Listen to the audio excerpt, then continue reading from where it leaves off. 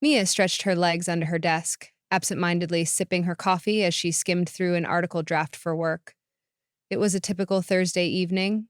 Nothing special, just another long day as a financial analyst filled with spreadsheets and client calls.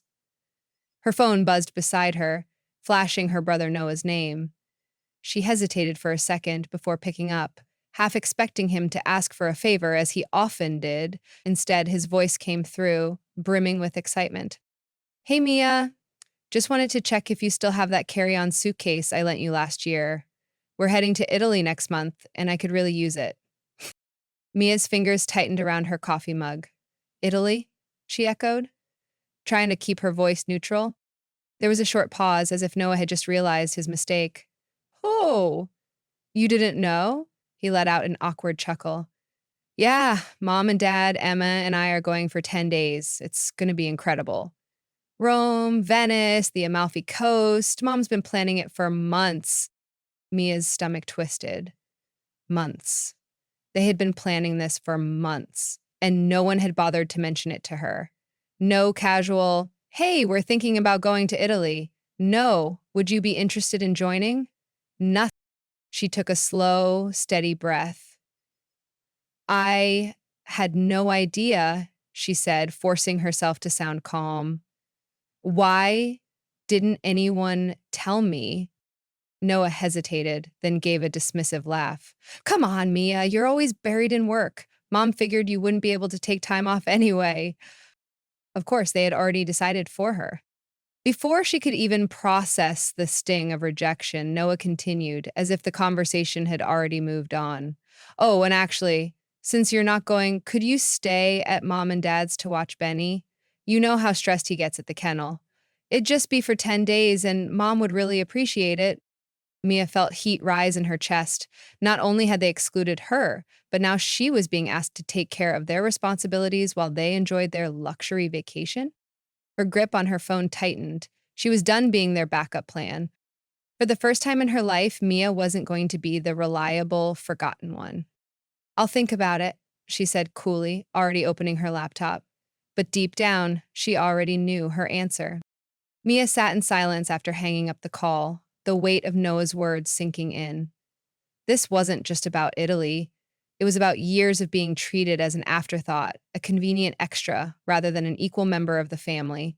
She could count on one hand the number of times her achievements had been celebrated compared to Noah's.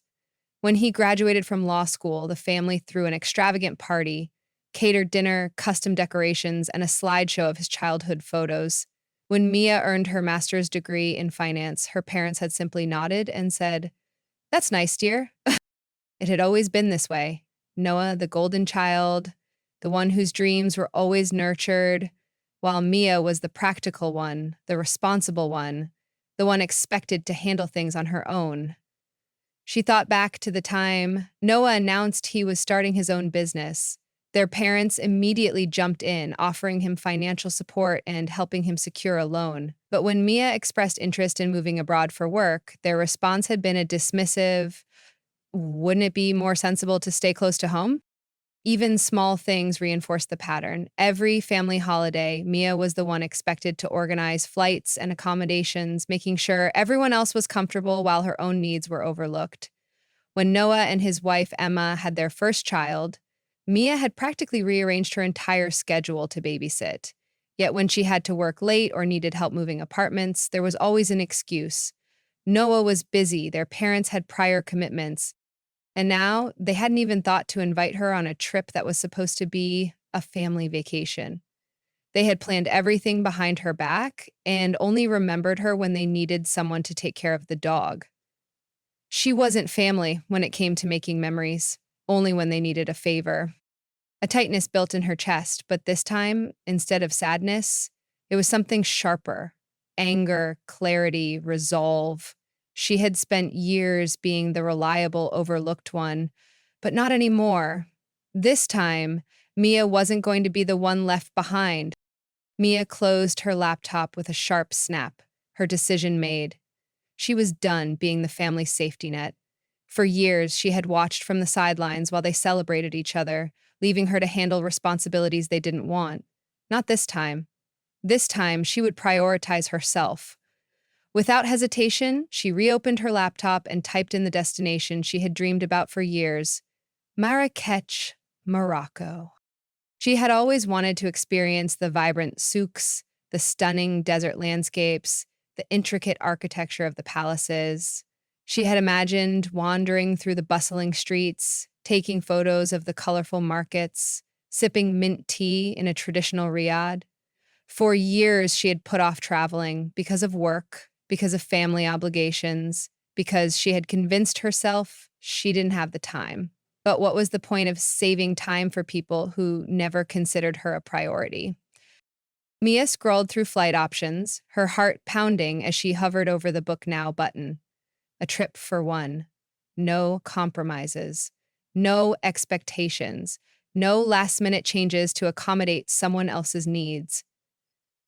Just her and the open world. The moment she clicked the button, she felt something she hadn't felt in years: liberation. She wasn't just avoiding being left behind, she was actively choosing herself. Her phone buzzed again, a message from her mom. Sweetheart, can you confirm you'll be staying at the house to watch Benny? Noah says he spoke to you already. She stared at the screen, her pulse steady. They assumed she'd say yes, assumed she'd be available, assumed she had nothing better to do. She didn't respond. Instead, she opened another tab and started making a list of everything she would need for her adventure. The next time her family saw her, she wouldn't be sitting at home waiting for their plans to include her. She would be halfway across the world, living a life they never thought she would choose for herself. Mia arrived at her parents' house for their weekly Sunday dinner, bracing herself for the inevitable conversation. The moment she walked in, she could already hear the chatter about the upcoming Italy trip. Her mom was raving about the itinerary, listing all the sites they would visit: Rome, Venice, the Amalfi Coast, while Noah and his wife, Emma, discussed the restaurants they had booked. It was as if she didn't even exist in the room. She set her purse down and took a seat at the dining table, waiting. They would bring it up soon enough, and just as she predicted, her mother turned to her with an expectant smile. Honey, did you get my message about staying at the house? Benny will be so much more comfortable with you there, and it'll just be for 10 days. You don't mind, right? Mia took a deep breath, keeping her expression calm as she picked up her glass of water. Actually, she said, setting it down deliberately, I won't be here. The conversation around the table came to an abrupt halt. What do you mean? Her father asked, furrowing his brow. I mean, she continued, her voice steady, I'm going to Morocco. I'll be gone the same time you're in Italy. For the first time, her family actually looked at her. Really looked at her.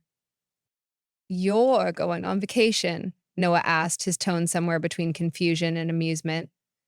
Since when do you travel? Mia let out a short laugh, shaking her head. Since always. I just never had the chance because I was too busy covering for everyone else. Her mother's face fell. But Mia, this is such short notice. We were counting on you. No, Mom, she said, meeting her gaze firmly. You were assuming I'd be available. You planned this whole trip without even mentioning it to me, and now the only reason I'm involved is because you need a pet sitter. Her father cleared his throat. Now, let's not blow this out of proportion. We didn't mean to exclude you. Mia gave a humorless smile. Right, just like you didn't mean to forget my promotion or the fact that I've been working toward this for years. You made decisions about me without me, again, and I'm not doing it anymore. Her mother blinked, struggling to find the right words. But, Benny? You'll figure it out, Mia said, standing up and grabbing her purse. You always do when it's something important to you. The silence that followed was deafening. For once, she wasn't the one left scrambling to accommodate everyone else. Mia barely made it back to her apartment before the texts started rolling in. First, her mom. Mia, I really don't understand why you're being so difficult about this. It's just 10 days. We didn't mean to exclude you, but you can't seriously be comparing a family trip to some random vacation you booked out of spite. Then her dad, always the mediator. Sweetheart, your mother is upset. Maybe we can talk this through. You know how much she worries. And of course, Noah, who wasted no time getting straight to the point. You're acting childish. You're really going to let mom stress over this when you could just help out like you always do? Mia stared at her phone, fingers hovering over the keyboard before setting it down. She didn't owe them an explanation. The next day at work, the emails kept coming, this time from Noah's wife, Emma. I don't mean to get involved, but Noah told me about what happened at dinner. I just think it's important to remember that family comes first. Maybe you should consider postponing your trip? Mia let out a sharp laugh. Of course, she thought, it's only a family trip when it's convenient for them. By midweek, her mother's messages had shifted from guilt to full-on dramatics. I don't know what we're going to do about Benny now. The kennel is fully booked, and I can't believe you would put us in this position. You know how anxious he gets. Mia took a deep breath before calmly typing out her response. You had months to plan this trip. You never even asked if I wanted to come, but you assumed I'd be available to pet sit. That's not my responsibility. Seconds later, the typing bubbles appeared, then disappeared, then again. Finally, just, wow, I hope you're happy. She was. For the first time in years, Mia was prioritizing herself. She turned off her phone and opened her laptop. She had a packing list to finalize. Her trip to Morocco wasn't going to plan itself. The moment Mia stepped off the plane in Marrakech, a rush of warm air and the scent of spices filled her senses. It was unlike anywhere she had ever been, vibrant, chaotic, alive. The call to prayer echoed in the distance as she navigated through the crowded streets. The colors of the souks almost overwhelming. Stalls overflowed with hand-woven rugs, intricate lanterns, and piles of fragrant spices. Strangers greeted her warmly, offering mint tea and asking where she was from. For the first time in a long time, she felt like she belonged somewhere. Not because of obligation, but because she had chosen to be here. Her days in Morocco were a stark contrast to the life she had left behind. Mornings were spent exploring the Medina, her camera capturing every golden ray of sunlight that filtered through the alleyways. She wandered through palaces adorned with stunning mosaics, their courtyards peaceful and cool. In the afternoons, she haggled for souvenirs, surprising herself with how quickly she adapted to the lively energy of the markets. At sunset, she sat on a rooftop cafe, watching the sky turn brilliant shades of orange and pink over the city, a warm breeze carrying the scent of saffron and grilled meats. One evening, she joined a small group tour to the Sahara Desert, where she rode a camel across the dunes, the landscape stretching endlessly in every direction. Sitting by a crackling fire under a sky filled with more stars than she had ever seen, she felt something she hadn't felt in years: freedom. There was no one to remind her of responsibilities she never signed up for, no expectations weighing her down, just the sound of the wind over the sand and the quiet hum of her own thoughts. Meanwhile, back home, her mother continued sending passive-aggressive texts about how difficult it was to find someone to watch Benny, and Noah's messages had dwindled into silence. But Mia barely glanced at her phone. She was too busy living. She started posting updates on social media, not for validation, but because she wanted to share this feeling with others, and to her surprise, people cared. Friends commented on how happy she looked. Even colleagues she barely spoke to sent messages saying they admired her courage to travel alone. For once, people saw her for more than just the responsible one. They saw her as someone who had taken control of her own life. As she packed her bags for her flight home, Mia realized something. This was only the beginning. Mia had barely touched down back home when she saw the notifications lighting up her phone. She had expected more guilt-tripping from her mom or a snarky remark from Noah, but what she didn't expect was the message from her dad. "Welcome home, Mia. I looked at your photos. They're incredible. Can't wait to hear all about it." She blinked, rereading the words. Her dad never texted first. Later that evening, as she unpacked, she scrolled through the comments on her travel posts. People she hadn't spoken to in years had left messages of encouragement, telling her how inspiring it was to see her taking a trip on her own. Even some of her coworkers, The ones who only knew her as the always reliable financial analyst had reached out to ask about her experience. But the biggest shock came from an unexpected source. Noah. Mia, I saw your photos. Morocco looked amazing. I didn't realize you were into travel like that. Guess I never really asked. Mia hesitated before responding. Yeah, well, I never really had the chance to talk about it.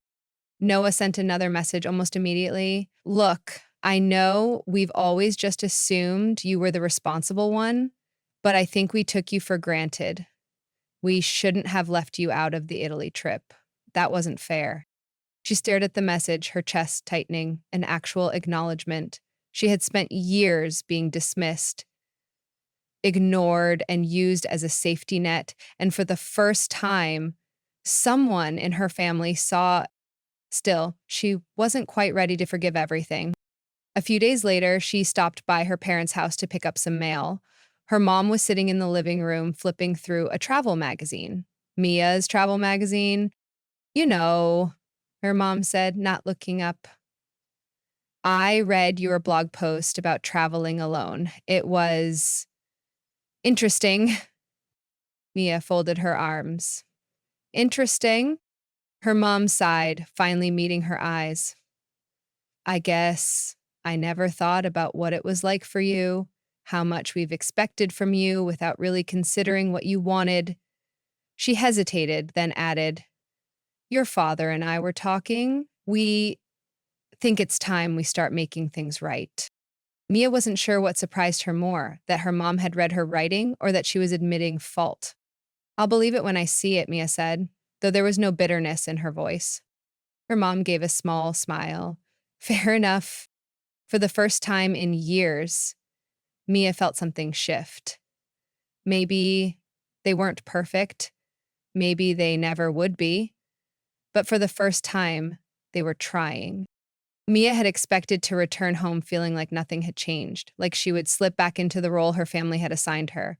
But as she settled back into her daily routine, she realized something was different. She was different. She no longer felt the need to prove herself or seek validation from people who had overlooked her for years. And, to her surprise, her family was acting differently too. Her dad was the first to show real change. One evening, he stopped by her apartment, awkwardly holding out a gift. I saw you mention this in one of your posts, he said, handing her a sleek leather travel journal. Thought you could use it for your next trip. It wasn't grand, but it was the first time he had acknowledged her passions without dismissing them. Then there was Noah. Instead of brushing off her interests, he actually started asking questions. I saw you posted about that Riyadh you stayed at. How did you find it? Was it safe traveling alone? The genuine curiosity in his voice caught Mia off guard, but she answered, realizing he was actually trying to understand her for the first time. Her mom, however, took longer to come around. While she had read Mia's blog post and admitted some fault, she still had a hard time letting go of control. I was thinking, she said one afternoon, maybe next time you travel, you could pick somewhere a little closer. It was her way of compromising, of not completely surrendering to the idea that Mia was her own person. But instead of getting frustrated, Mia just smiled. I'll think about it, she said, the same words she had once used to dodge their expectations. For the first time in her life, she wasn't bending over backward to make her family happy. They were learning to meet her halfway. Mia didn't expect them to change overnight, and she wasn't waiting for their approval anymore, but now, when they looked at her, they saw her, not just as the responsible one, but as someone who had her own dreams, her own path, and the confidence to follow it. Months later, during a Sunday dinner, her mom set down her fork and cleared her throat. We've been talking, she began hesitantly. We're planning another family trip. Mia braced herself, expecting to be an afterthought again, but then Noah spoke up. And we want you to help plan it. Her dad slid a folder across the table. We were thinking Spain or Greece, somewhere you'd actually want to go. Mia looked around the table, seeing not just her family, but people finally willing to listen. She smiled, pulling out her phone. Fine, but This time, I'm in charge of the itinerary. The story of Mia's journey highlights a powerful lesson about self-worth, boundaries, and breaking free from expectations. For years, she was cast in the role of the dependable one, the family member who was always there when needed but rarely acknowledged for her own aspirations. Her family took her presence for granted, assuming she would always be available to fill the gaps in their plans. But Mia's decision to put herself first, to travel, to say no, to refuse to be overlooked, forced her family to confront how they had treated her. It taught her that self prioritization is not selfish, it is essential. She learned that waiting for people to recognize her value would never work. She had to recognize it for herself first. Her family, in turn, learned that relationships cannot be built solely on convenience. They had to make an effort to see Mia as an equal, not just as their safety net. While change wasn't immediate, it was real. The biggest takeaway: sometimes you have to walk away from the expectations placed on you to show others and yourself who you truly are. And when you do, the right people will finally see you for who you've always been.